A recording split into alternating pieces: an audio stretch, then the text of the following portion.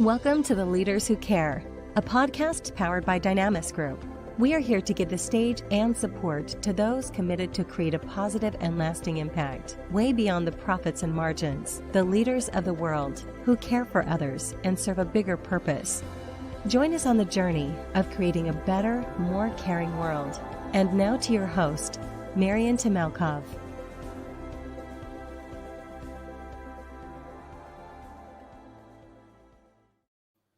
Hello, everyone. Hello to the world from every corner of the world. We'll welcome you. I'm super excited today to welcome a very special guest, someone who has done so much, not only for her country, but also for the whole of Europe and the world with what she does and the contribution and service she has. Taking care of many things, from helping whole ecosystems to sustainability, to actually positive social impact. Today I have the privilege to welcome Sasha Bezuhanova, the founder and chairperson of Move, investor and philanthropist. Sasha, welcome, and thank you so much for joining us today. Thank you, Marian. Thank you for inviting me, and hello to everybody who choose to spend this morning with us. Fantastic. Well, as you know, guys, we are on a mission to give stage to some of the most caring leaders from every corner of the world, from every country. So it's not that's our way of giving back. So today we would like to actually talk about some of those key moments and really discover about your journey, Sasha, and some of those valuable lessons for our audience of not only Generation Z and entrepreneurs that are starting out, but also some of those leaders of today that really running large ventures and they're right now caught up in that massive transformation and change that the world is going through. But first of all, why don't you share a few kind of an introduction about your journey and how did you start out? And what are your kind of key milestones of or key moments of your career, your life to date? It is a long journey, so I'll try to be very fast and to really stress on some of the key components. But maybe I'll start very, very early just to give a context of some of the choices that I've made. I've been an excellent student in German language school, and I wanted to study foreign trade. And as known, I'm born in Bulgaria. At the time when I was very young, when I was Generation Z to be, obviously they've been different limitations. And because my parents were not members of the Communist Party, I was not allowed to study foreign trade. So this was a big, big disappointment because it was first time in my life when I understood that not everything depends on me, that there is a system that creates certain limitation. And I've been good at math and finished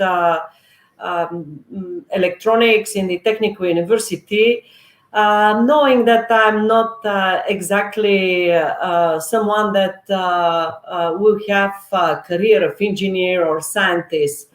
And I'm mentioning this fact because if you really wish something, universe put challenges, but also creates opportunities that allows you to do what you want.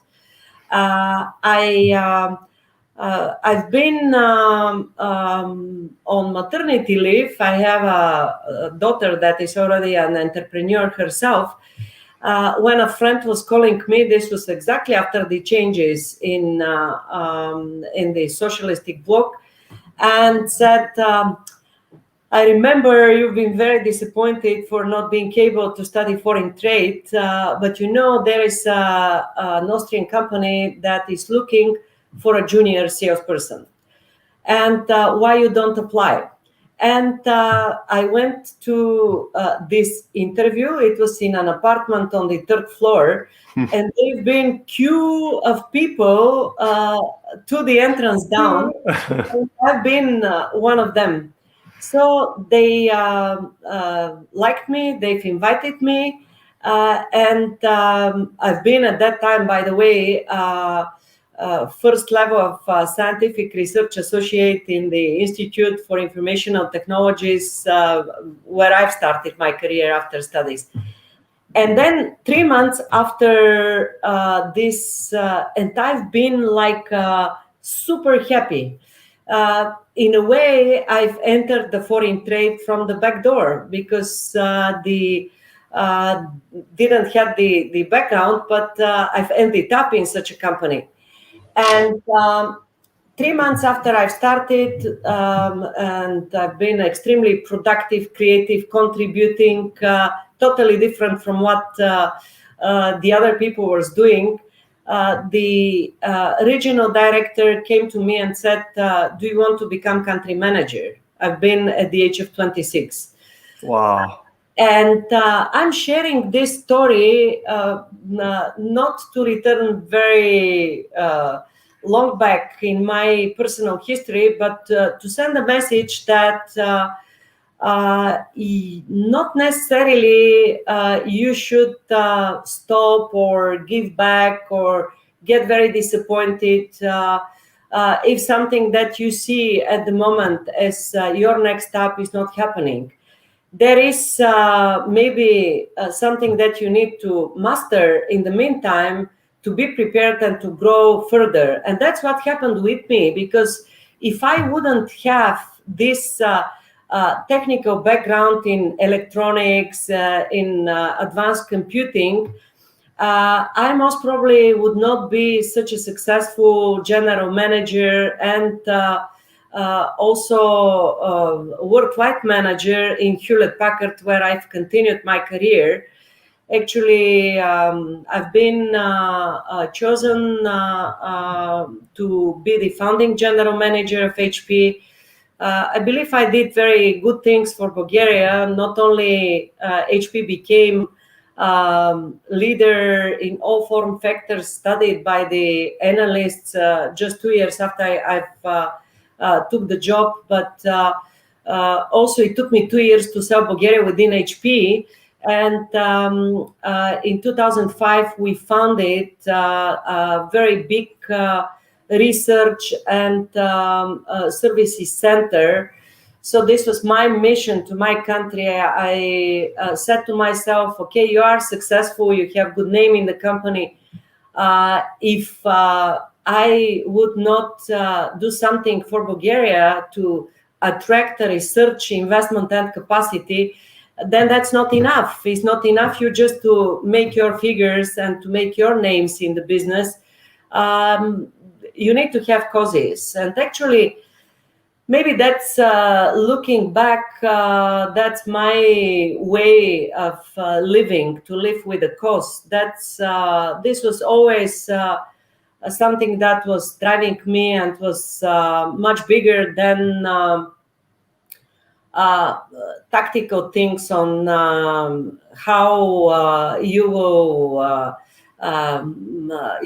overrun the competition, or you will make a bit of bigger bonus. This never has been a driver for me. Honestly, you won't believe it, but for my 20 years in HP, I never knew exactly what is my salary, believe it or not. I knew that I have enough money to live decent life. And what was really something that was driving me was how to create something good, creative, big, to win new business, to create new strategy, and to do good for the company, but to do good also for the society.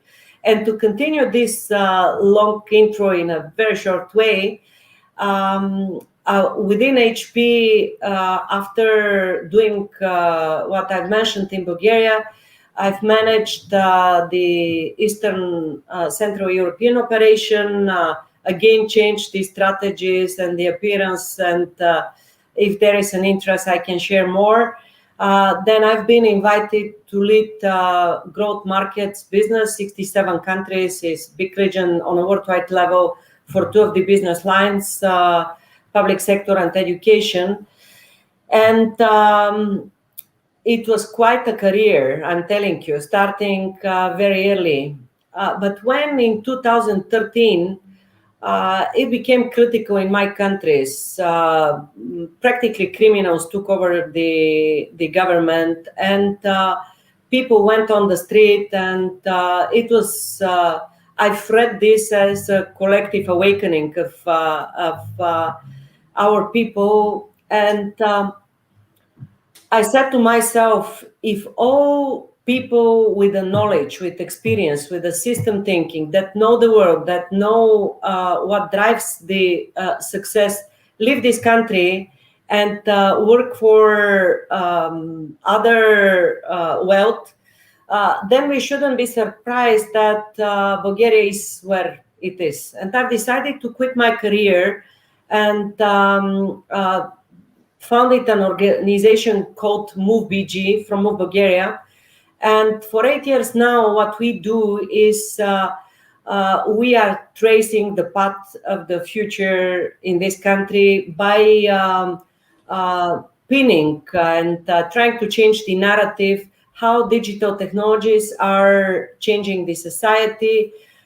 We support a lot the startup ecosystem, the innovative scientific community, the innovative art community, and we do many programs and initiatives for the sustainability agenda of the country and how this contextualizes in the world and European agenda. And I do also things on European level. I'm part of the investment committee of European Innovation Council and other things. But let me not preoccupy in a monologue. No, it's fantastic. Discussion. I just wanted to give a little bit of a context. Who am I, and hopefully also what drives me. I heard a lot of great things here. What a great journey. I mean, I'm already excited, and this is continuing with full force of doing even greater and greater things. Because you always, when you reach that stage of 20 years being in a very successful career, to make that decision, it's not an easy one. It's a lot of uncertainty. You're kind of leaving a lot behind to go and do something unknown. Well, it was quite easy. I took this decision in a plane from Jakarta to Frankfurt. Mm-hmm. I had 11 hours to think on how possibly I can contribute, because my philosophy in life is that if you succeed at certain stage in life, you are ready for change. And seems that what I've achieved in the business was a lot. So if you want, you also have many different ways to express yourself, to challenge yourself in a new way, and to contribute, to give back. God was very generous to me, giving me a chance already in the age of 26. I had to be exposed to first-class knowledge, to have the opportunity to work with the best in the world and to learn from them, and to have a chance also to express myself with the freedom. So that's something that, in my view, obliges you on a personal level, but especially if you are a leader, to really work hand in hand for societal development, to support those that are on the way. And practically that's the decision that I took.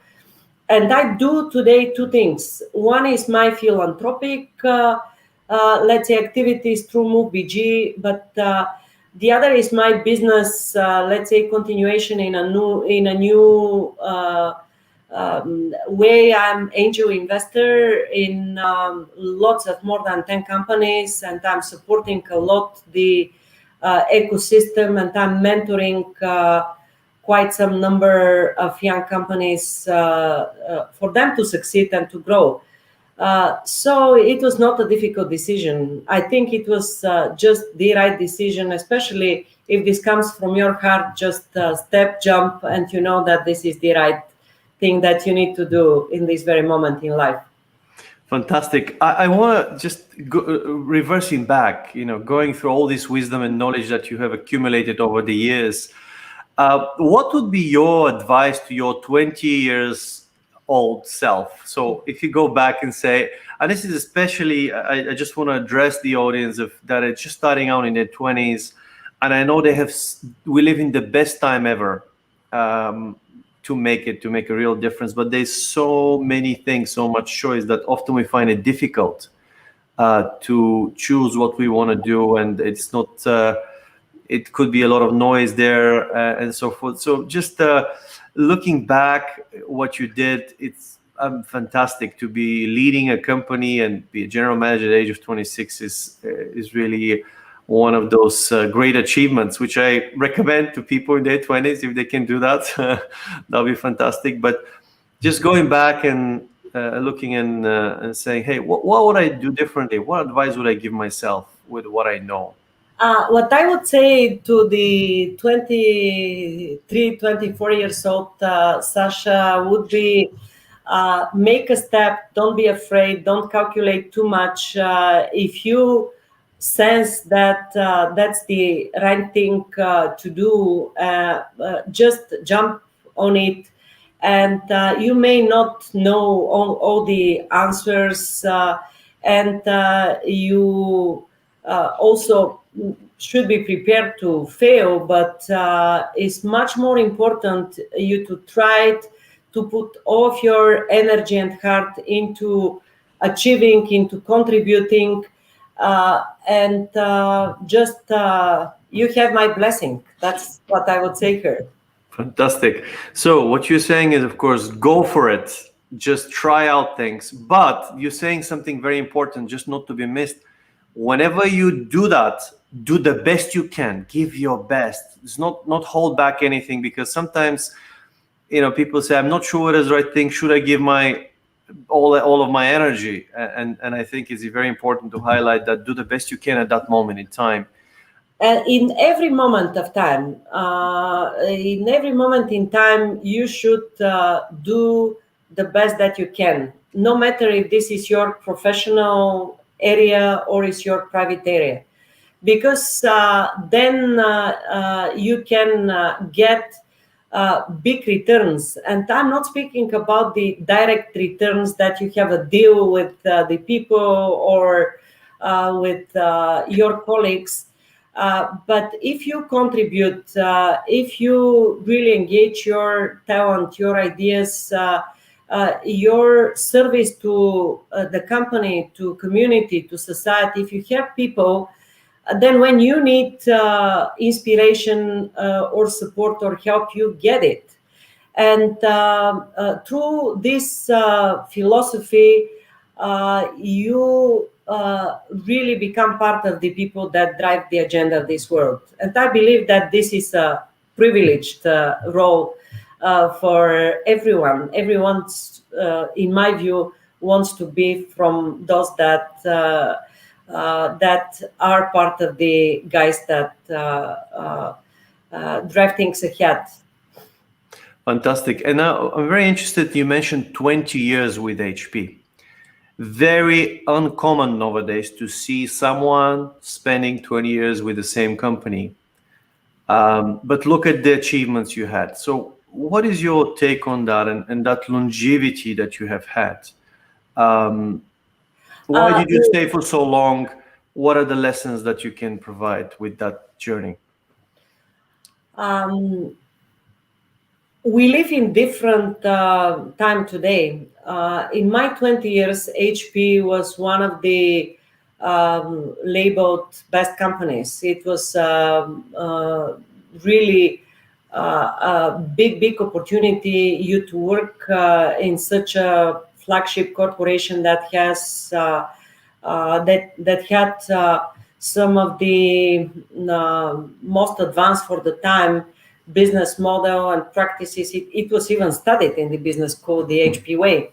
And also an opportunity for the people that were eager to do new things, to grow inside the company. So today we live in a very special moment, and it's not a surprise that people are looking for different opportunities, including starting their own ventures. But the moment is special because we are living in time of fundamental transformation in the world. And to work for a corporation is not necessarily a ticket for success and for security. To start your own business is also quite open in terms of if you will succeed or not. But this time is, I call this time of new renaissance, because there are lots of similarities in what has been driven the transformation in the Middle Ages with what is going on now. And I'll come back to your question just to give a context of the new renaissance that I've mentioned. If in the Middle Ages, what was provoking this change was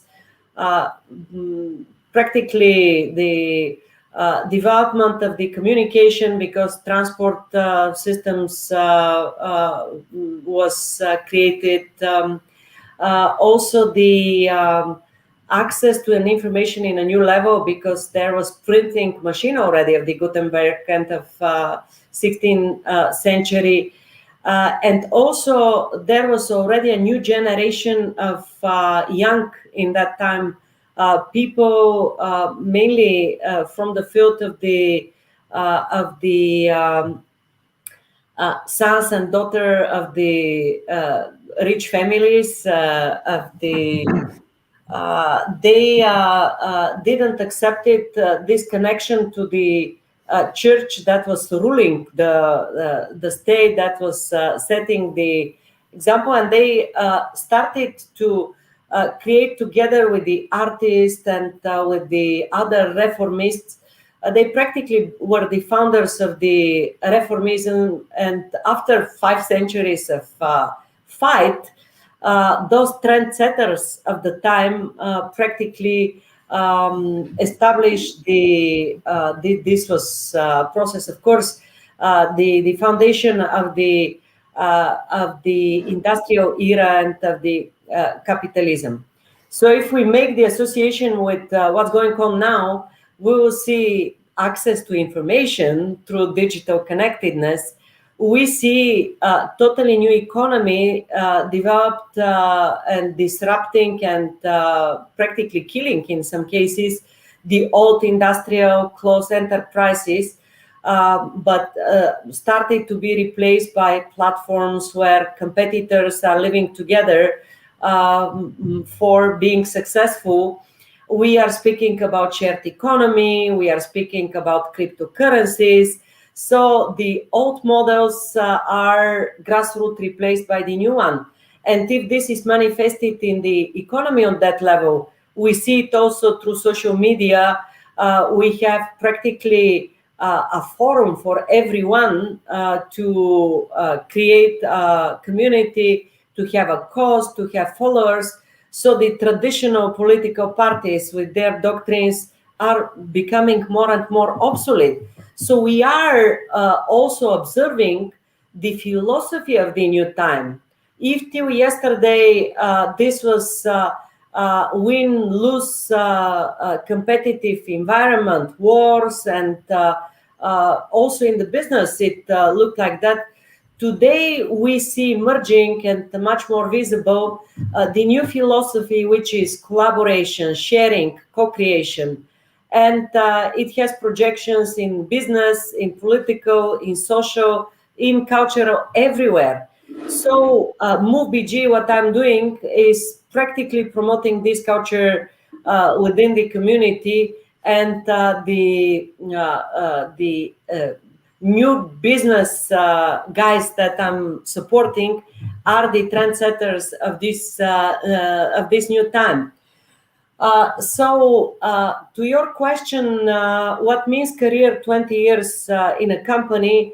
I would say this is possible also today, but I rather will look into those that have started 3-4 years ago their ventures as free independent entrepreneurs to create their unicorns for next 5 to 10 years, and to be in the company for next 20 years for expanding it and growing it. And obviously some of the old traditional companies most probably will lose, unfortunately, those employees that have the entrepreneurial mindset, because they will go with the innovators. Fantastic. Sasha, thank you for sharing. First of all, I'm a great believer of the Renaissance, and I honestly believe that when a lot of multidisciplinary knowledge comes together, which was possible during the original Renaissance, which is also the case today, what you are saying, these platforms, the technology, the digital connectedness opens many doors. And I think through that interdisciplinary knowledge coming together, that's the future in many ways. And really having, because with automation, robotics replacing a lot of the traditional way of doing things, it's very important to be good in several things, not just good in communication. You need to understand about engineering, you need to understand about IT, you need to understand about HR, how to build a great team in order to make it and really be successful in the future. I thank you for outlining that's very, very important component, and I would say a competitive advantage and precondition for the businesses in the future. And you've outlined some of the trends, but I just want to add to this that cross-disciplinarity is also absolutely mandatory, at least in 2 areas. First of all, digital knowledge becomes horizontal. If in my time we've been speaking about information and communication technology as a vertical sector, today digital and computing is pervasive. So no matter, you may have let's say a small shop for vegetables, but you have e-commerce platform, you sell online, you market yourself, and your delivery, if you want to be timely competitive with smaller stock, should also integrate computer systems. And second thing that becomes also horizontal is our climate metrics. There is a resistance, I know, in still in the traditional businesses, because this means investment. But we see more and more new policies, ESG standards that are already officialized on European level, and leadership, formal leadership, is talking also about this. COP26 in just 10 days will be a venue for new shake hand, new agreements between all the countries in the world on the new climate crisis action standards.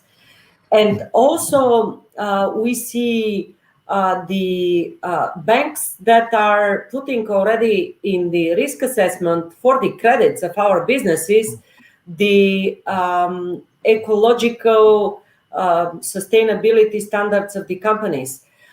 So if you want to drive your business, you need to, whatever the business is, you need to have at least digital and green component into this. And if you want to be also among the most advanced guys, you will bridge the art with the digital.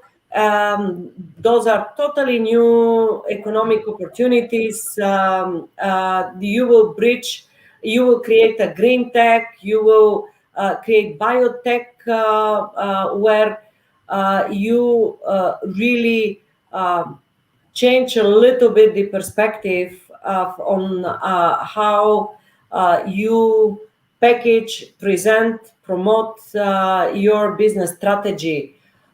What are the big challenges in the world, and how I can serve to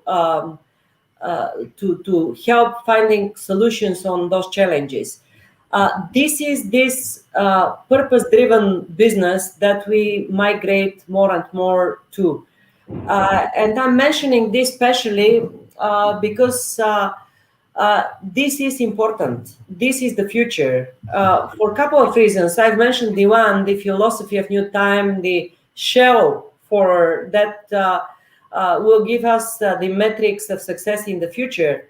But in the same time, we see different needs of the next generation of people. And I'm very enthusiastic about the today's 20 years old and even younger, because these people are our teachers. We need to learn from them how being young, having no career, having no big incomes, whatever, they are really driven by purpose. They want to save the world. They want to contribute missionary to the future. They choose where to invest their talent, and so that they can serve and are driven firstly by purpose, secondly by money.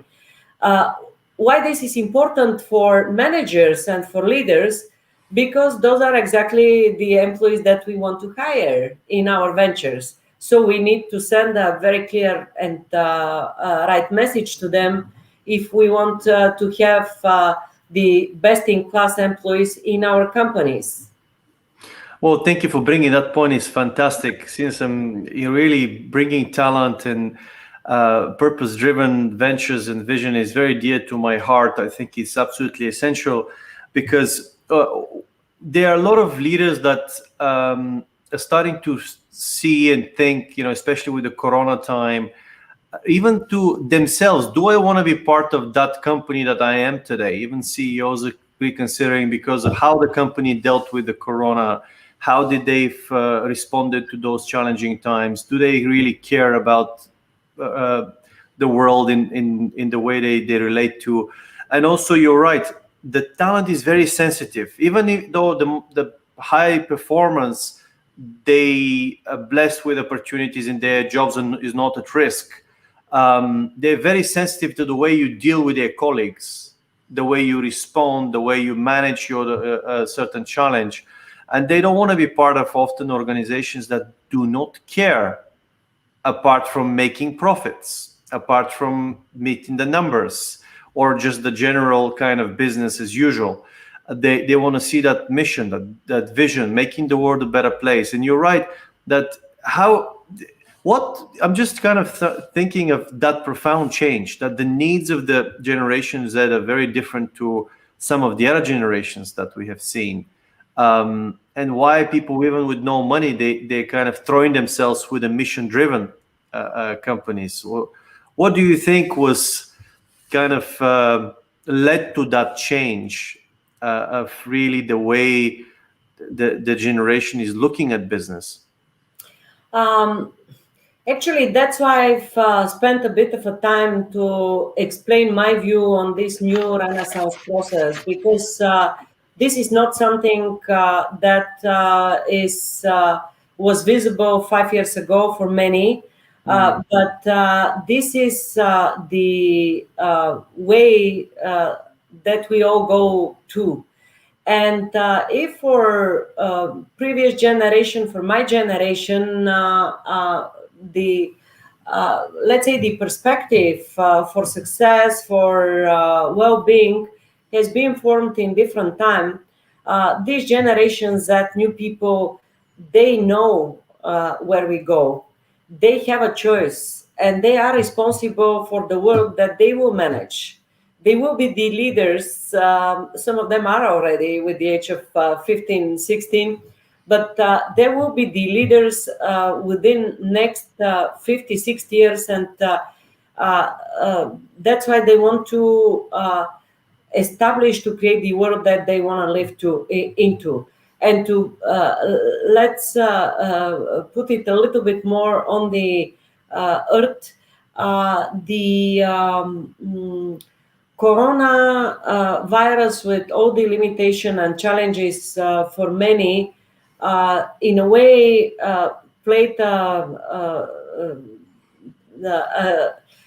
let's say a role of a catalyzer of exactly these processes, and many people being under special conditions of isolation realized these new trends. So I'm very positive that lots of leaders and managers will be able also to create an environment for this new generation to grow faster, to flourish, to be the ones that sit on the round table and have a say, because they carry this philosophy, or many of them.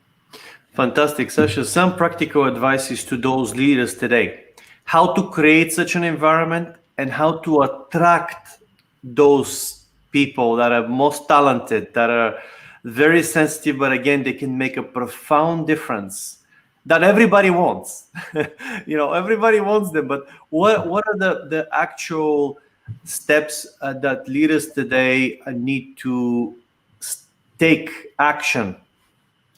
There are a couple of things that comes to my mind, and I'll share them. First of all, as a leader, think about this and try to change a little bit your perspective and to reflect on for yourself on what is going on. I know it is difficult. We are under pressure for delivering results in unpredictable environment. You cannot have today even a privilege to have 1 year plan. But there are also solutions on this. Change your management style into more agile way of planning a business, test on the market, improve, become more entrepreneurial. That's already a signal to the young people because they like this style. But this will help you to be successful. Also, within your company, leave a space for the young people to experiment, to do things, accept that they are the times of people doing only one thing in life is gone. This young generation lives and accept life in a different way.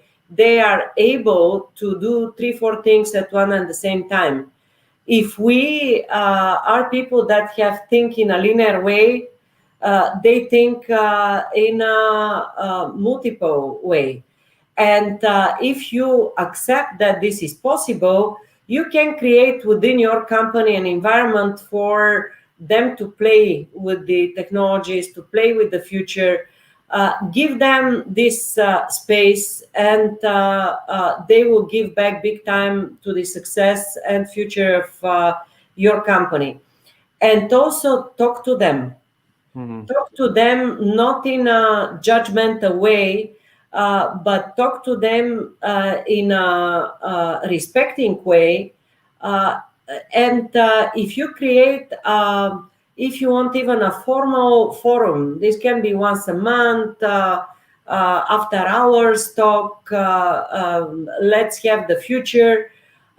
You, most probably many of you are doing it already, but I'm confident and I know it.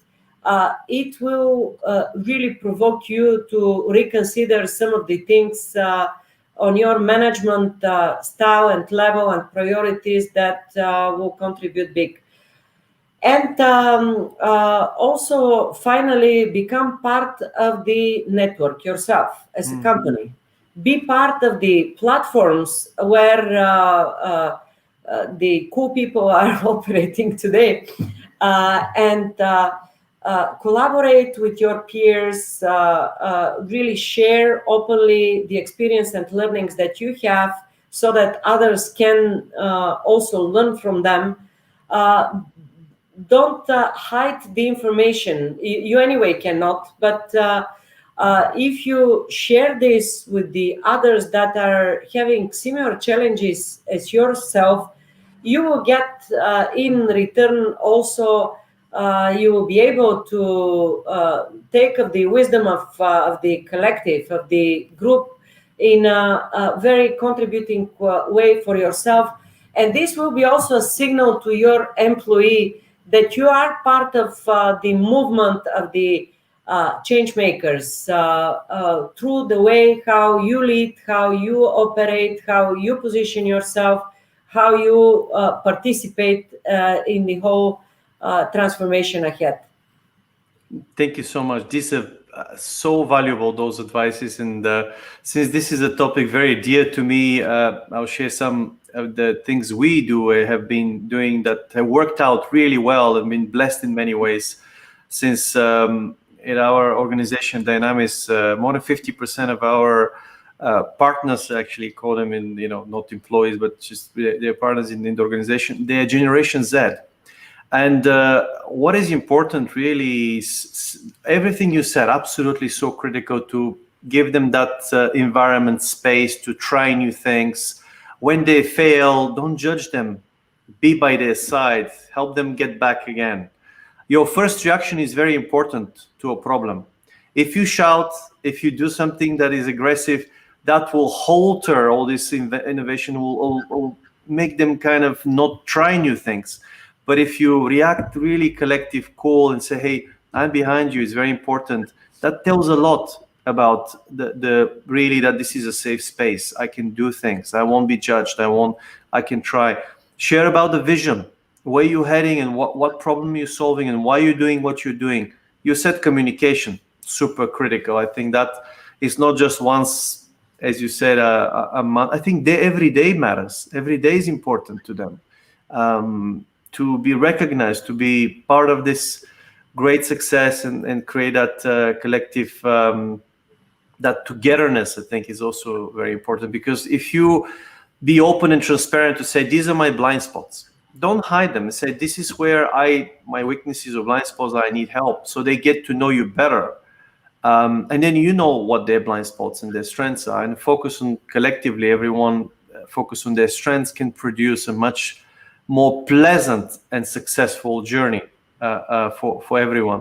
So these things, someone even said, why don't you give them that a little bit more ahead, but get a Generation Z as an advisor to to you if you're in your 40s, 50s. So instead of reverse that, and also an interesting way. Yeah, go ahead. That's why I said leave a space for them on the round table for your business and for your business strategy, because the most successful people are those that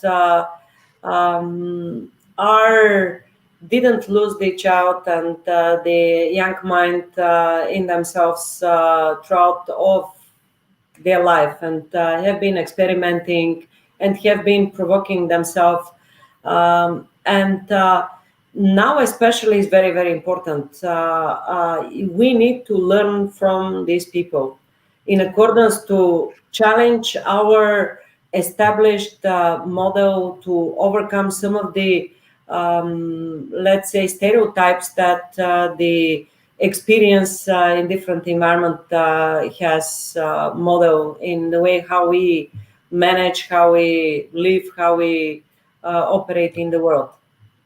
Fantastic. And of course, take care of them in every possible way. Provide an individual growth plan when possible and however possible, get interested in what they want and help them be successful in their journey, and they will return in many times over, because growing together is one of the most, at the end, I think for me personally, is who do you become? That growth, it matters, how you shaped up through this journey and who you're going to be with it, really that who you're going to share that success. Some ideas, like my dear friend that yesterday last actually podcast, the Creative House of Entrepreneurs suggested, have a Generation Z be a CEO of the week. So maybe try out things that could be a little bit wild. You never know what could come out. Junior Achievement has such a program manager for a day that is very, very successful and transformational for these young children, but also for the managers, because what happens in one day, they have a shadow GM who is 16, 18, 20 years old, and he sits on the chair of the general manager and participates in the internal meetings or customer visits, whatever. And it is very informative for both parties, because on one hand, of course, for this young person, that's really to take a fast elevator to the very top of the building, and to experience what means to be someone that manages the whole system, but also to really allow yourself as a manager to listen to an interpretation, feedback, sometimes at first instance naive comments of someone that is so young. This really makes new clicks and new ideas. So I strongly recommend, if JA is not around, you give them your chairs and have a shadow young talented person for a couple of days to see what that means. And I can say this also from my own experience. You've mentioned at the beginning, I became GM at the age of 26. Did I have the experience to manage country business? Of course not. But first of all, I had someone within my company that saw that I have a potential. And this person was initially close to me when I was needing advice, allow me to make my mistakes, allow me to experiment even with the budget of the company on ideas that was very fresh, not part of the established program. And this happened to be very successful. And honestly, I've promised myself, if somebody did this to me, and this was key for a big career, for opportunities, for encouragement to have the freedom to drive a big path in all of my life, now I will do this for the today's 26. And that's why I work a lot to support this generation Z people to grow and to fly. Fantastic. We believe sincerely, not only in Generation Z, that it's not even about us anymore. It's about the generational wealth we're creating. That's what inspires me. What is Generation Z, and the one that is coming after that, and so forth. And this is where I think each one of us have our role to play and make the world a better place. Whatever we do, go through that lens. It's not about, people talk about change, but it's important to go through that lens. Does it make the world a better place? Does it really contributes to the collective well-being. It's not just about our own personal interest. And I think this is fantastic what you just shared, and very encouraging for all those leaders that are thinking how to attract talent, for all the changes that are happening, for those entrepreneurs that are starting out. There's never been a better time to really make a positive and great impact. We can help and contribute in many different ways. And of course, we mentioned different things around that area because we share with you same philosophy. But as leaders, we have even bigger responsibility, because to be a business leader is more than you to make your number and to satisfy the expectations of your shareholder. You are someone that is a model for the employee, that is really charging the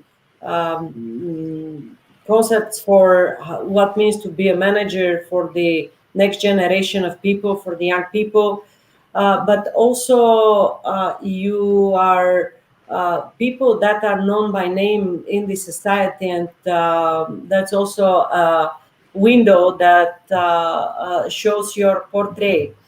And that's why, in my view, to be a good leader today, maybe also in the past, and for sure in the future, means you to be a responsible leader, to be a role model, and to do things beyond the business responsibilities yourself with your hands. Not to give a budget for CSR activities, but to participate in the initiatives together with your employees. To be a decent person, one of the lessons that I've learned when I was young was one of the senior vice presidents in Europe for one of the technological lines. He was Indian as an origin, born in the UK, but obviously being connected to the roots. And this person, who was a legend, he was one of the most wanted speakers because of his specific knowledge and so on. We've been at a dinner, sitting next to each other at one of the events, and he was sharing with me that every Sunday, he personally goes and serves to the homeless people in the church food. And how he interprets this, he says, that's time for myself. Imagine what philosophy in life. He says, okay, I'm doing this very important things for the business, for technology, for the world. I'm very socially exposed. I have also my family responsibilities and so on. But the time for myself is when I'm serving to the homeless people food on Sunday. And honestly, for me, this was such an eye-opening that you may look to the world from many different angles, and to have a material wealth is just an instrument and energy for you to do things for those that needs in an easier way. I honestly believe that every one of us, God has created us to be unique and to really blossom into that really masterpiece. However, sometimes people oftentimes do not spend time to find who God is often, or to spend time to discover who they are, and to have time for themselves even. And you said that time for yourself is so important. because the world will want a piece of you, especially when you're successful. But make sure that the world can be also one of your biggest distraction. This temptation that is distraction. There's other forces that may not agree with your philosophy. Make sure you're continuously, and this is since it's so important about taking care of yourself and everything you do. Sasha, how do you take care of yourself? Oh, first of all, I'm doing things that I love. And that's something that, in my view, is a big, big privilege to choose what you want in life.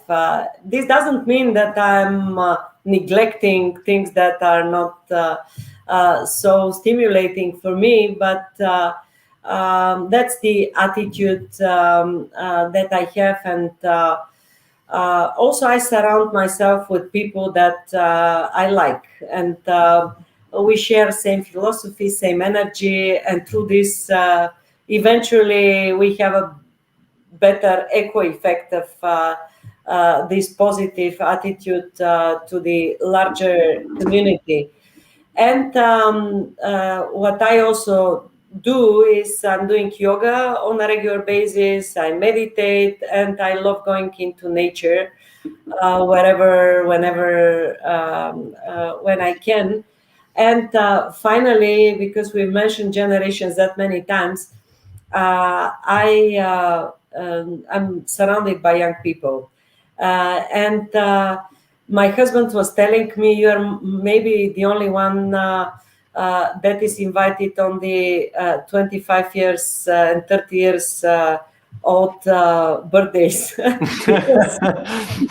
because we go to party in a club, so everybody's 32, and we in our 55 plus are part of the parties. It is, of course, a compliment for me that these young people are inviting me also in their personal circle. It is not only let's have a mentor that can help me to grow my business, or to have a network to invest or whatever. That's are my. He's a new measurement for leaders and CEOs and today's leaders. Do you get invited to the 25 and 30 years old parties? Is a one measurement.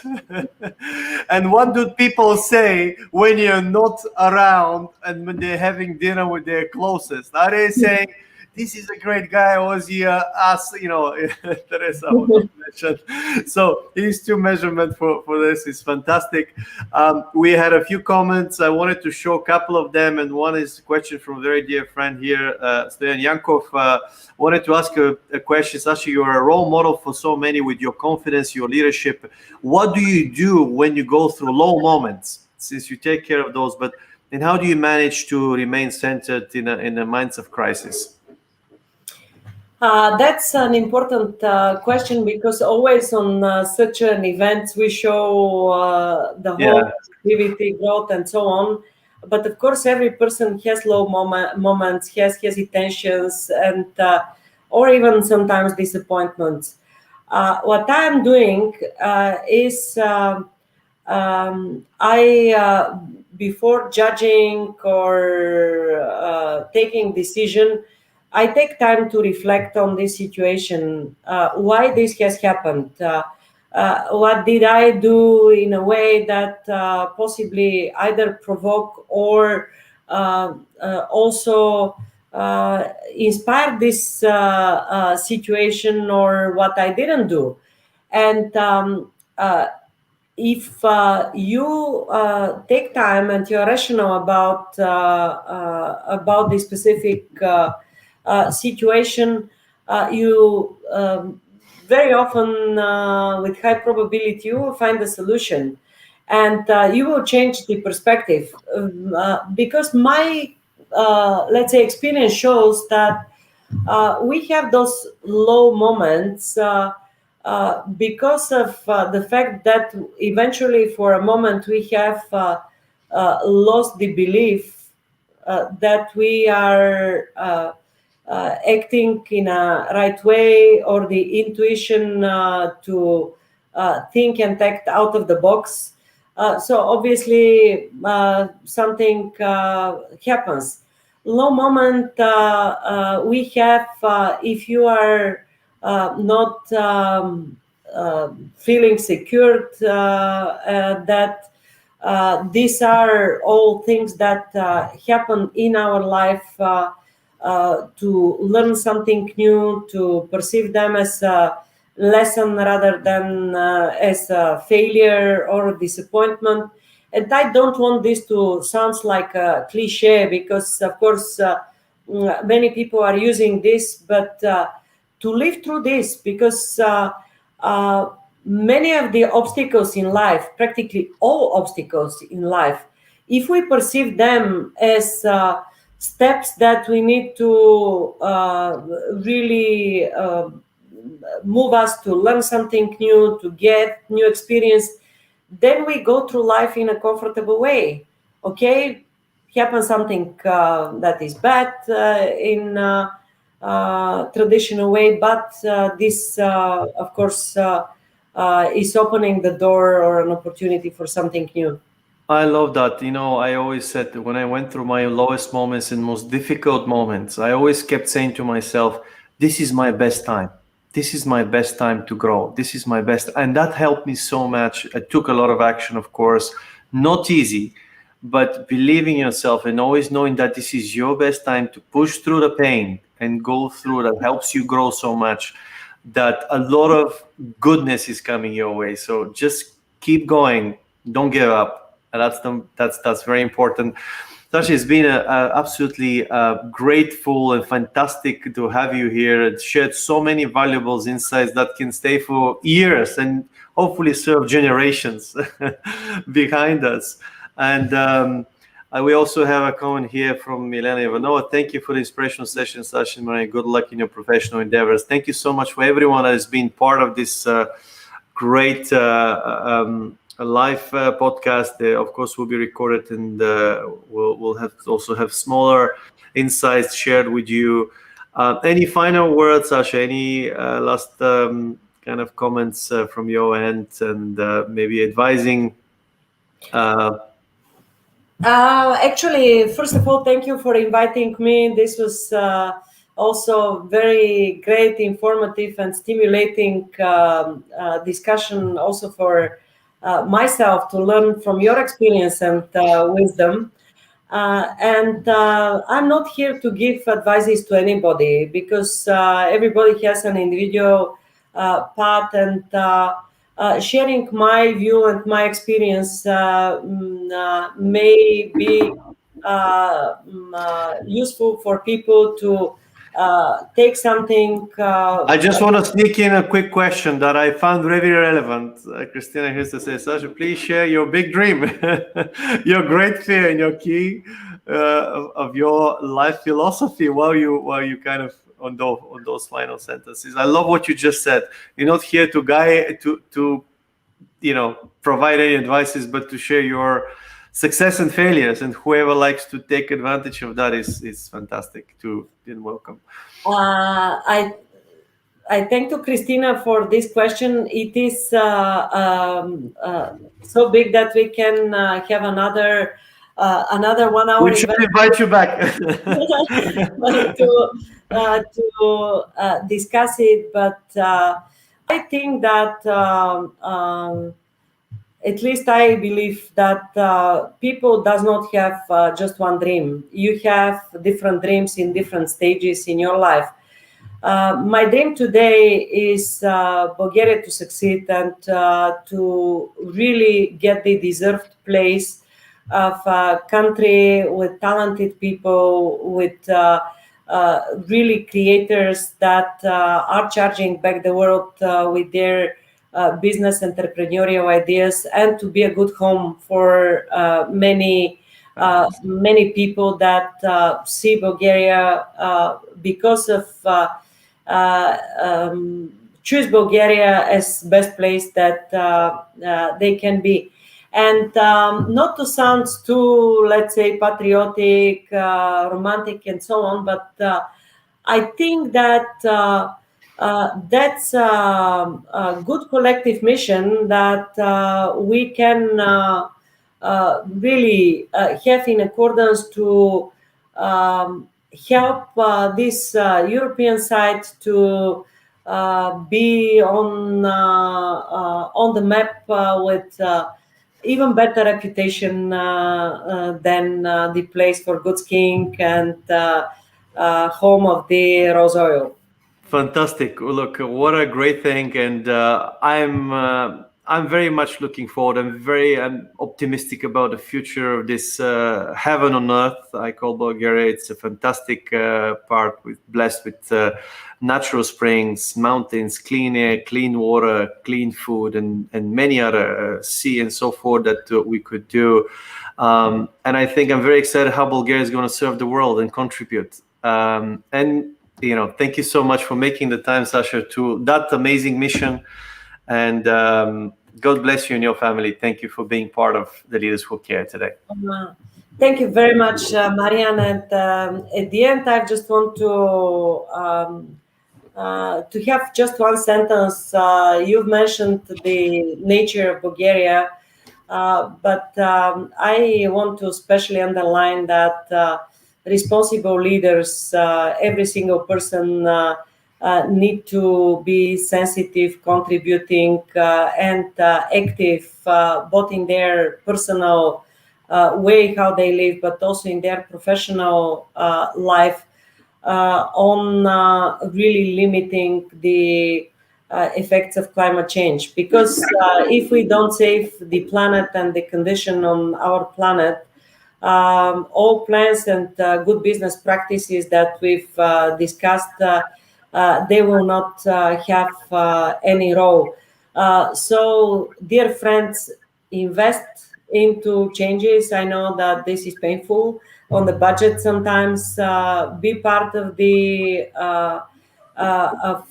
this that care not only about the children and society, but that care about the conditions we can do the good things that we dream of. Fantastic. Many thanks. Final thank you from Blagovest. I'll translate. He's in Bulgarian. Thank you for the opportunity to be part of this positive and great discussion. Wish you good luck and health to both of you and everyone from all of us. Thank you so much and have a fantastic rest of the week. Okay. Goodbye, everybody. Thank you, Marian.